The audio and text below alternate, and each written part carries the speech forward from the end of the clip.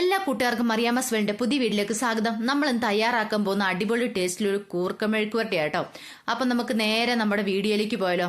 അതിന് വേണ്ടുന്ന സാധനങ്ങൾ എന്ന് പറഞ്ഞിട്ടുണ്ടെങ്കിൽ നന്നായിട്ട് കഴുകി വൃത്തിയാക്കി കട്ട് ചെയ്ത് വെച്ചിരിക്കുന്ന കുറച്ച് കൂർക്ക കേട്ടോ. നന്നായിട്ട് തൊലിയൊക്കെ പോയി നല്ല വൃത്തിക്ക് കഴുകണം.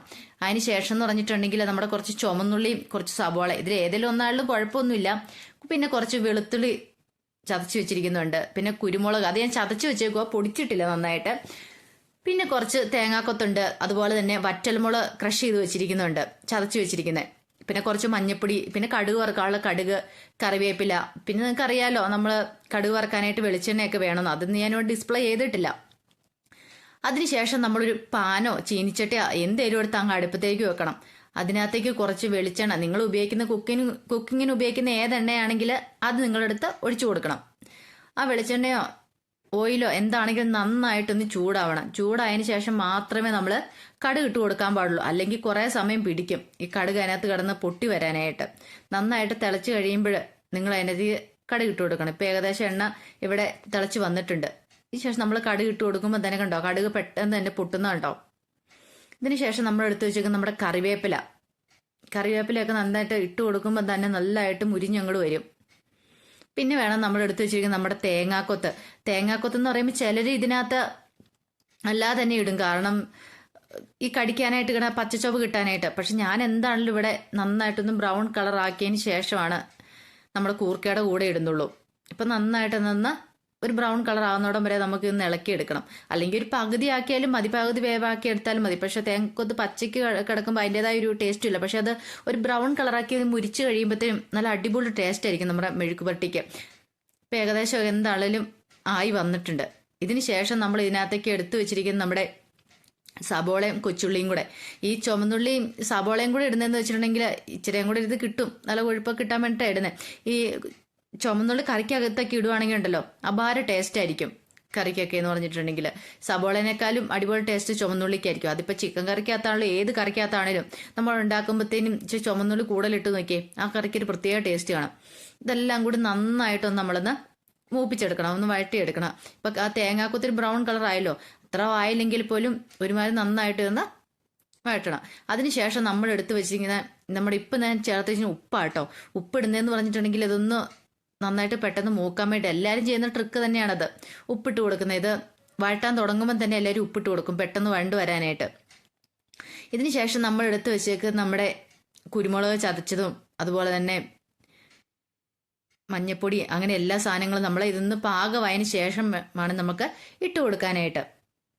ഇനി നമ്മൾ ഇട്ട് കൊടുക്കാൻ ഇത് കണ്ടോ, ഇപ്പം ഞാൻ വെളുത്തുള്ളി ചതച്ച് ഇട്ടില്ലായിരുന്നു, അത് അവസാനം ഇട്ടാൽ മതി. കാരണം ഈ ചതച്ച് വെച്ചേക്കുന്നതുകൊണ്ട് പെട്ടെന്ന് തന്നെ അതാവും. നമ്മൾ കട്ട് ചെയ്ത് വെച്ചേക്കുന്നല്ലോ, കട്ട് ചെയ്ത് വെച്ചേക്കുന്നതാണെങ്കിലാണ് താമസം വരുന്നത് വഴലാനുണ്ട്. ചതച്ച് വെച്ചതുകൊണ്ട് പെട്ടെന്ന് ഇതുമായിട്ട് അങ്ങ് യോജിച്ച് പൊക്കോളും. അത് നന്നായിട്ട് നേരത്തോടെ വന്നിട്ട് ഇളക്കിയെടുക്കണം. ഇപ്പം ഏകദേശം ഒരു പരുവമായിട്ട് വരുന്നുണ്ട്. നോക്കി ഇപ്പം ആയിട്ടുണ്ട്. ഇനി വേണം നമ്മൾ ഇതിനകത്തേക്ക് ആ തേങ്ങാക്കൊത്തിനെയൊക്കെ കളറുണ്ട് ഇപ്പം തന്നെ എടുത്ത് തിന്നാൻ പാകത്തിനാണ് കിടക്കുന്നത്.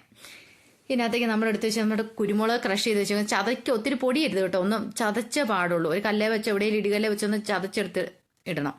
പിന്നെ നമ്മൾ എടുത്ത് വെച്ചേക്കുന്ന നമ്മുടെ ഇത് കൊണ്ട് മുളക് അങ്ങനെ ഒത്തിരി അങ്ങ് ഇടിക്കരുത്, ചെറിയൊരു പൗരവത്തിന്. ഇത് അങ്ങനെ കിടക്കുന്ന കാണുമ്പോൾ നല്ലൊരു ഭംഗി അതിനകത്ത്.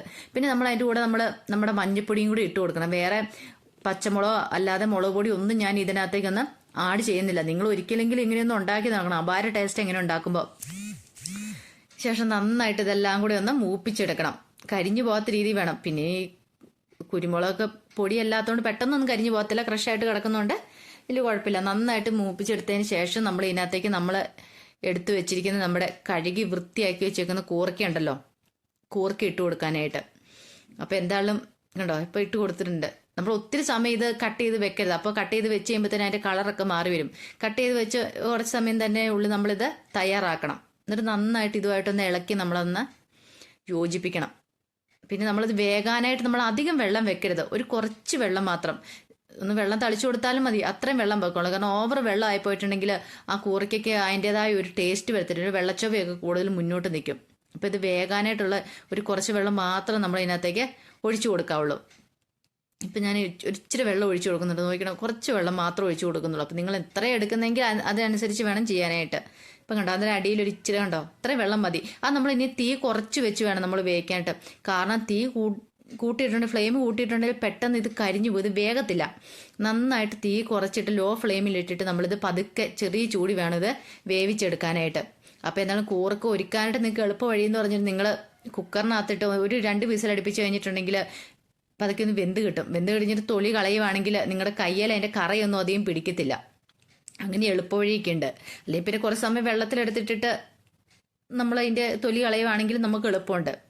അപ്പം എന്താണ് ഇവിടെ ഏകദേശമൊക്കെ റെഡിയായി വന്നിട്ടുണ്ട്. ഇവിടെ കണ്ടോ ഇടയ്ക്ക് നിന്ന് നമ്മൾ ഇളക്കി കൊടുക്കണം കേട്ടോ, ആയിട്ടുണ്ടോ നോക്കണം. പിന്നെ നമ്മൾ ഇതിനകത്ത് ഉപ്പും ഒക്കെ പാകത്തിനാണോ നോക്കണം. ഉപ്പൊക്കെ പാകത്തിന്, അല്ലെങ്കിൽ പിന്നെ ഇച്ചിരി ഉപ്പും കൂടെ നമ്മൾ ഇതിനകത്തേക്ക് ആഡ് ചെയ്യണം. എന്നിട്ട് വേണം ഇതെല്ലാം കൂടെ നന്നായിട്ടൊന്ന് ഇളക്കി യോജിപ്പിച്ച് ഇങ്ങനെ വെക്കണം കേട്ടോ. പിന്നെ നമ്മൾ ഇടയ്ക്കൊന്ന് ഇളക്കി കൊടുത്ത് നോക്കണം, കാരണം വേറെ നല്ല അടി പിടിച്ചോന്നൊക്കെ നോക്കണം.